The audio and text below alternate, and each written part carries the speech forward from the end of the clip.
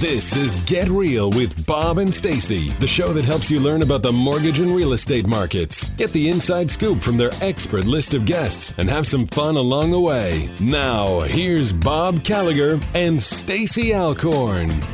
Welcome back. You're listening to Get Real with Bob and Stacy, and you're joining us for our Leaders and Legends segment.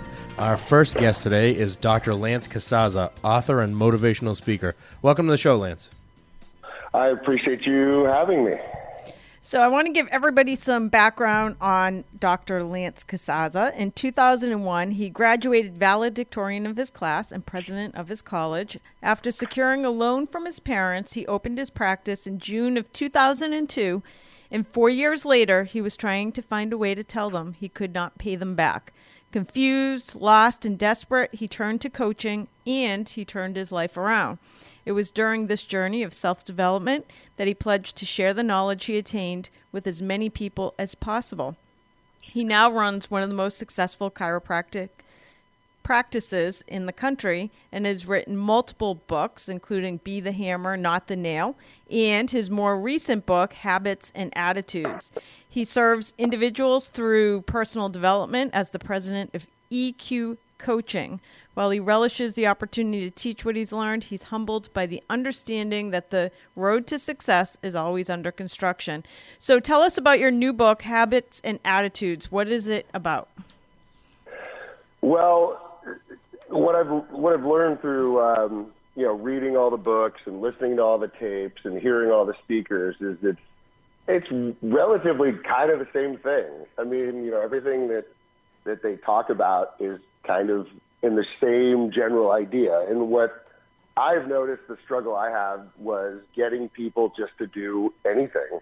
So I've tried to always make it as easy as possible. In the first book I wrote, there's a one-page sheet that people do every 30 days. And I figured if you won't do that, you probably won't do a lot. And so with the Habits and Attitudes book, I figured, okay, there's still some coaching clients I have and people I know that, aren't doing the things they should be doing. So I figured, what if I took and compiled a group of really successful people and gave them kind of a template to fill out and kind of ask them certain questions like who are they? What are their habits? What are their attitudes? Then they get kind of a closing parting shot, I call it in the book. So I figured what my goal for the book was, if people continually found out that people did certain things that were successful, they might flip a switch in their own head going, maybe I should start doing some of these things because I'm not where I want to be and I'm not doing what these successful people are doing. And it's not success based on,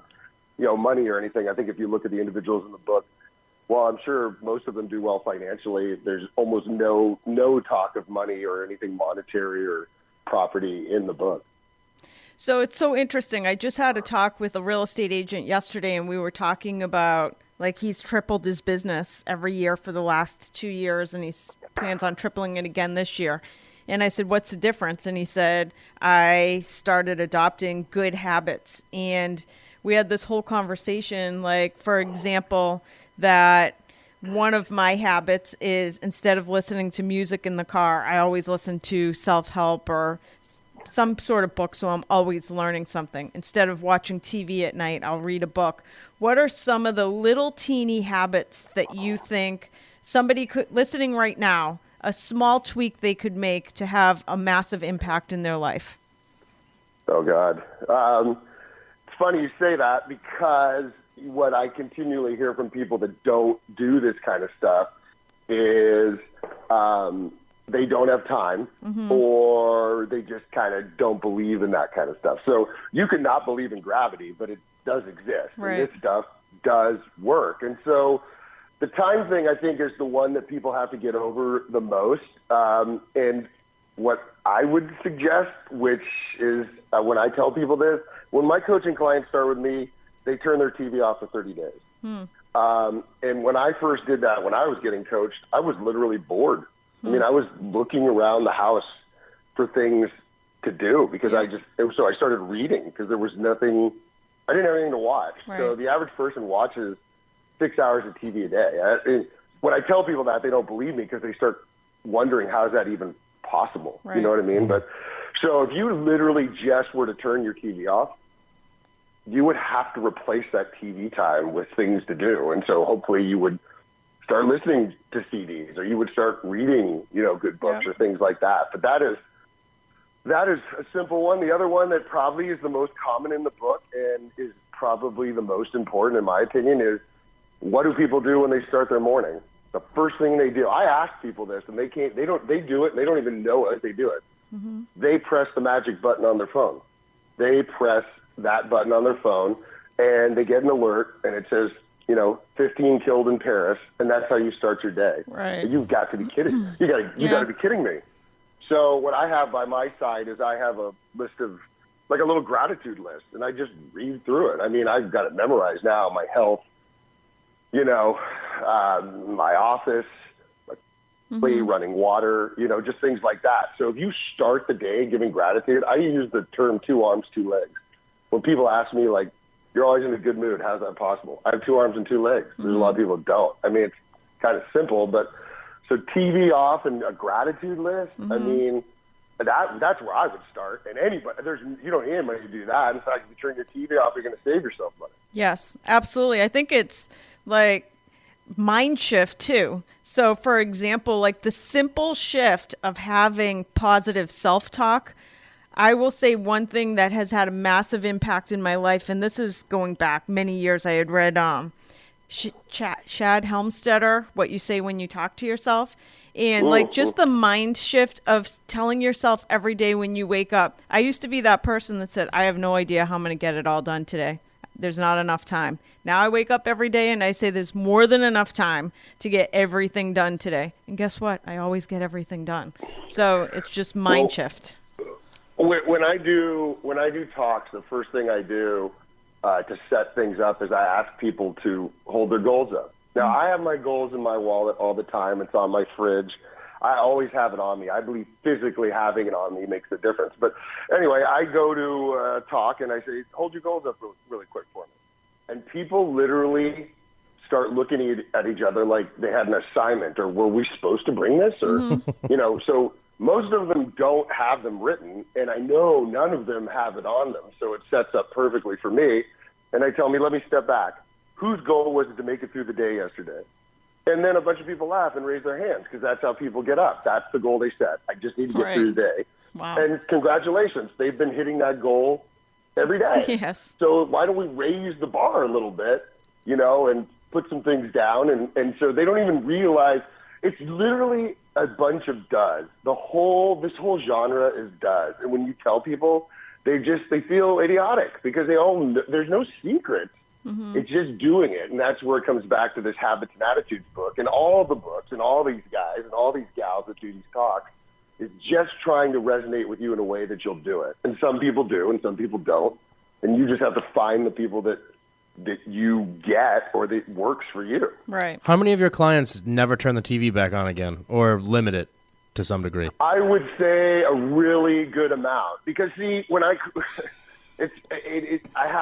actually shocked at when you start doing coaching, you kind of not sure if you can coach. You can be a great athlete and not coach athletes, So, even though I did this good as a client, when I was a client, I'm still a client. I still have my own coach. But when I was doing this, I was wondering if I could do it. And I know I can now because I see the results. But I have them fill out a sheet every month, and we see what's working, what's not working. And based on that sheet, I can tell exactly if they're reading or not reading, if they're doing their morning ritual or not, if they're watching TV or not. And so your brain is a computer. Okay, whatever you put in, your computer comes out. It's really as simple as that. So garbage in, garbage out. So first thing I tell people, like people that read the newspaper, I tell them, why do you read that? And they're like, well, I need to know what's going on. If something's going on, you need to know. People love telling people bad crap that's going on. You don't need to read the newspaper to find that out.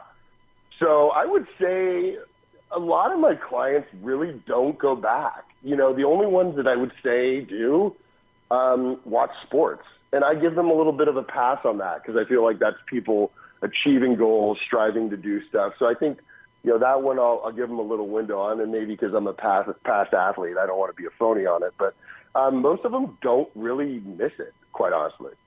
So it seems like this Habits and Attitudes, the book, it is resonating with people. So what is it that makes your book unique from all the other self-help books that are out there?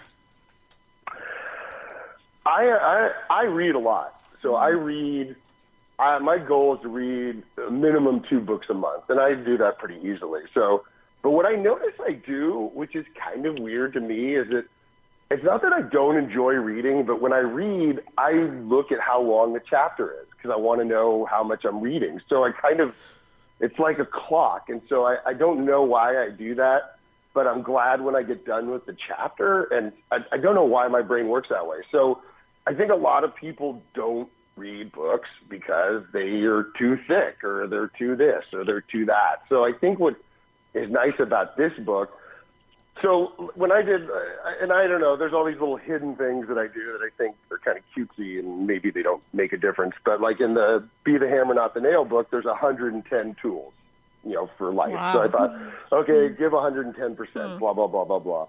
And so in the Habits and Attitudes book, there's 52 people in the book that are profiled. So what I had hoped is if you have a real challenge with reading, I mean, when I got out of school, I said I was never reading another book again. And it really did me a disservice. So I think what is nice about this book is you could read just a person a day or even a person a week and just get in the habit of reading. But if you just even read a person a day, right, you'd be done with the book in, a month and a half. And on top of that, it's only a couple pages per person. So I think you could read it, maybe try to apply something from that person. So I think it's more chewable for people that are overwhelmed. That's why I think they don't do CDs and tapes and books, because after the kids are in bed and you worked all day and it's 9 o'clock, you're not going to put you're not going to put an audio in. You're not going to read 50 pages. So if it's something where you can just get a little bit out a day and just start blowing on that ember a little bit, I think you can get something out of it. That's what I had thought. What changed, because I didn't read for a long time, and Stacy actually got me back into it, and she was the one that suggested trying to read in the morning instead of at night, and it made all the difference for me, because at night, something always came up. In the morning, if you start your day that way, if you get up a little earlier, there's really nothing to get in your way or stop you from doing it. Well, I was at the end of my rope. I'd wanted to be a chiropractor since I was 2015. And I went to chiropractic school. I did very well. And I appreciate the intro. I was valedictorian. I was president of my class, and it meant absolutely nothing. If anything, it probably hurt me. Grades mean absolutely nothing for success. It's the biggest farce. A third of the billionaires and millionaires in this country, which is not the only way to rate success, but they never even graduated high school.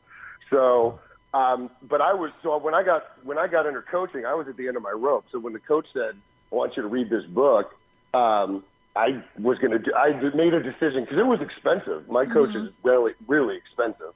And so when you pay for an expensive coach, you're going to do everything they tell you to do because you're paying so much money and you're already in a bad hole. But the first book I read was The Monk Who Sold His Ferrari by Sharma. Oh, I read that. And it's fantastic. And after I read it, I was like, damn it, where is all this stuff? I didn't even know this stuff kind of really existed. And I always thought I didn't need it because I was president of my college, valedictorian of my class. I was, I wanted to be a chiropractor since I was 15. So what I did was I became what's called an unlearner. I had it all figured out, and I didn't need to hear it from anybody else. So that book really, once I read that, that's when things kind of steamrolled. And so I think you just need to find that one book. And, there's a ton of them out there. I mean, I have a list that I give my clients, but there's almost not any of them I've never read one where I wasn't like, I didn't get one thing out of. Right. You know what I mean? I think there's the 4 agreements I read, and it's be impeccable with your word. I remember, just things like that where you just take one thing and just keep putting those bricks together, right, and eventually you kind of build something. At least that's how I use them. So that's amazing. So we only have a couple minutes left. We talked about habits, but the book is Habits and Attitudes. Is there something you could say with all the people that you've interviewed? Is there something like a common thread that you found with high performers or successful people as far as their attitude goes? I would say easily, hands down, no questions asked. And it's kind of, I kind of hate the phrase, the attitude of gratitude. It sounds kind of mamby-pamby, I have to admit. But all these people, I would say 90, and I know they all are, but I would say almost all of them, literally almost 100%, they all talk about gratitude, all being grateful for where they are, all being grateful for what they have. And in some fashion, they celebrate that either with a gratitude list or this, that, or the other thing. And I think, when you keep comparing, there's always somebody that's got more money. Mm-hmm. There's always somebody that's got more this or that or, blah, blah, blah. And so you just forget. I mean, the gratitude thing, when I didn't have a walk-in closet, that's all I wanted. Then I got it, and I forgot about it. Mm-hmm. When I didn't have a washer and dryer, that's all I wanted. I got it, I forgot about it.